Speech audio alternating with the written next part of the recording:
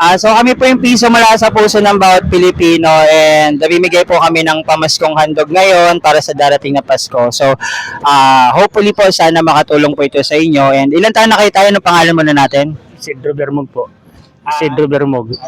Ilan taon na kayo tayo? 48. 48? Okay, so ano to tayo? So, bali nangangalakal po kayo dito? Opo. Paano mo kasi? Yan, so nangangalakal sila tatay dito. So dito ata nila tinatambak ata yung mga nakakalakal. Tama po ba? Opo. Ayan, so sino yung kasama nyo dito? Ako lang po. Pero saan po kayo nakatira? Doon po sa Bernabe. Sa Bernabe pa po kayo. So kayo nagbabantay dito. Ayan, so bali po, si nanay po, nasa asawa nyo po? Sa bahay po. May anak na po kayo? Doon po.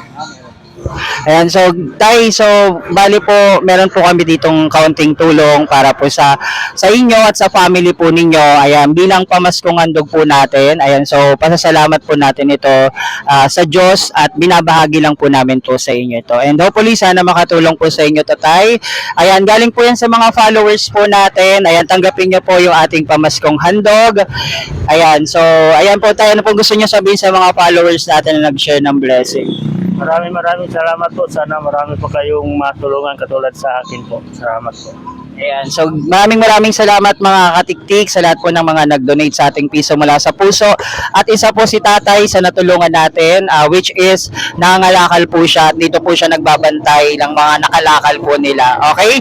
So thank you very much and Merry Christmas po tayo. Merry Christmas po sa inyo. Tsaka sa family nyo, Merry Christmas po.